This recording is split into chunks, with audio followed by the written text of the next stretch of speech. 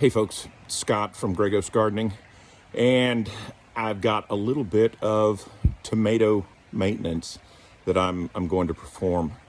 I've got, you can see here in the background, Determinate tomatoes, and normally we don't do a whole lot of pruning on Determinate tomatoes, but we've just had, I don't know, 3 or 4 inches of rain, and I am going to open up the bottom of these containers by pruning the parts of the plant that are below the first flower cluster. All right, so here I've got one of my dwarf tomatoes. All right, you can see here, Tasmanian chocolate, and I'm getting some nice flowers underneath there. All right, but you see all of, I'm gonna use the, you see how it's real crowded down here underneath. And so my concern is that, you know, with all of the rain that we've had here in Southeast Texas for the past couple of days, you know, I'm afraid of mold and fungus and all kinds of other stuff. These containers drain really well, but like you can see where I'm pointing right here, and then even further back in there, I want to clean that stuff up so that we can get a little bit better airflow underneath. Hopefully these plants will thrive even more than they already are. So let me get to work and I'll show you the end result. All right, so now you can see that I've opened it up quite a bit underneath here, and so there's certainly going to be a lot better airflow, hopefully.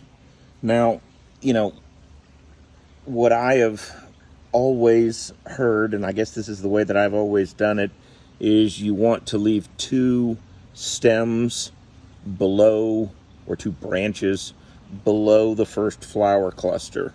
And so flower cluster, reach around 1 and 2. I debating whether or not to take this one off, but this is the second one.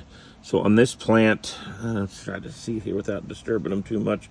So there's a flower cluster, there's 1, and then this one is actually number 2. And so for now, anyways, I'm going to leave it on there. Now, it may be the case that once tomatoes set and start developing, that this may come off later on down the road. But for now, I'm going to leave it. So I'm going to get to work on some of these other tomatoes. I also need to weed really badly, but that's okay. Tomatoes come first. So I'm going to get to work. And then you can see here, you know, I took off quite a bit in terms of foliage from those 2 little dwarf tomatoes. So just to give you an idea of exactly what I was doing and how much I did. This will help your tomatoes, though. The one other thing too, I didn't show it on camera, but be sure you clean your shears or your snips or your pruners, whatever you're going to use to make those cuts, and you want to clean them between plants, because you know you don't want to transfer potentially a disease or some contamination from one plant to another.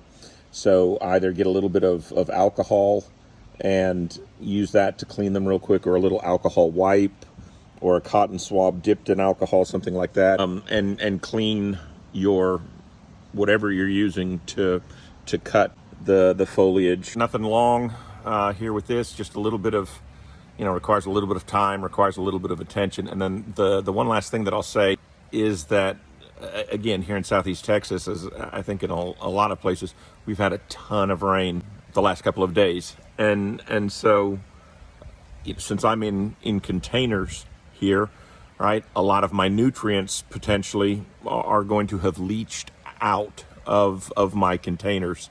So what I will likely do later on today, once I'm done cleaning the containers up and opening them up, I'm going to hit them with a little bit of nutrition, most likely some bone meal, just kind of a general purpose fertilizer, but to give them some food back, because my concern is that all of the rain we've had, I don't know, somewhere between 3 and 4 inches,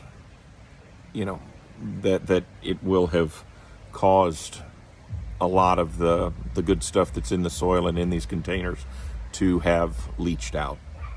So just the cost of doing business. All right. Have a great Easter, everybody. Enjoy your weekend, and I hope all your kiddos find lots of Easter eggs. All right. Bye.